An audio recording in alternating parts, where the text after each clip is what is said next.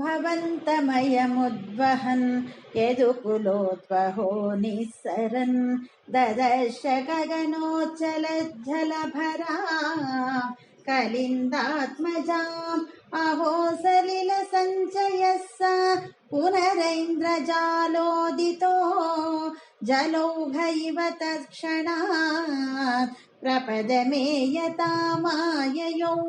प्रसुप्तपशुपालिकाम् निभृतमारुदद्बालिकाम् अपावृतकवाटिकाम् पशुपवाटिकामाविशन् भवन्तमयमर्पयन् प्रसवतल्पके तत्पदाद्वहन् कपटकन्यका स्वपुरमागतो वेगतः ततस्त्वदनुजारव शपितनेत्रवेगद्रवतो भटोत्करनिवेदिता प्रसववार्तयैवार्तिमान् विमुक्तचिकुरोत्करस्तः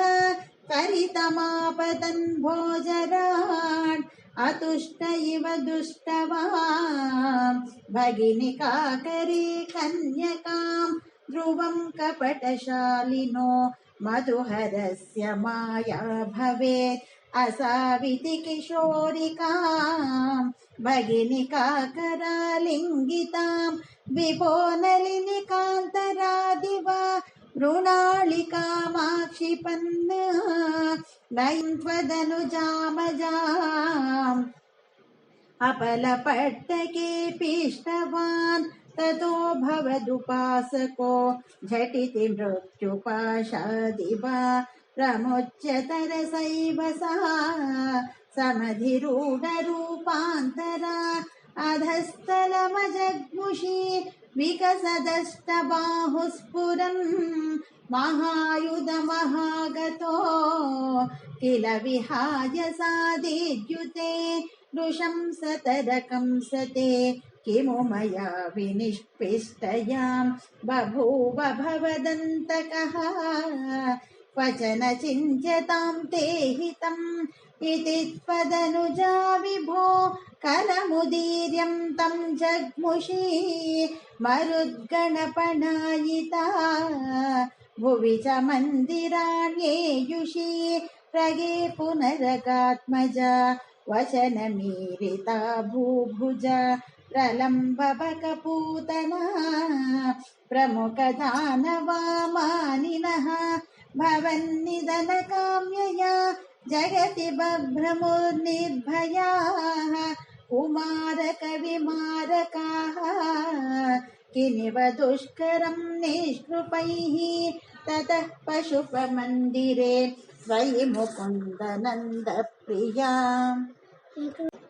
प्रसूतिशयने शये रुदति किञ्चिदञ्चत्पदे विभुद्य वनिता जनैः तनय सम्भवे घोषिते मुदा किमु वदाम्यहो सकलमाकुलं गोकुलम् अहो खलु यशोदया नवकलाय चेतोहरम् भवन्तमलमन्तिके प्रथममापि बन्त्यादृशा पुनस्तनभरं निजं सपदि पाययन्त्यामुदा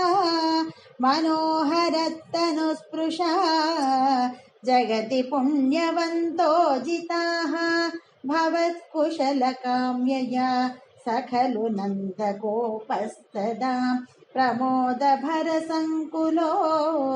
द्विजकुलाय किन्नाददात् तथैव पशुपालकाः किमु न मङ्गलं ते निरे जगत्प्रीतय मङ्गला त्वमिह पाहि मामामयात्।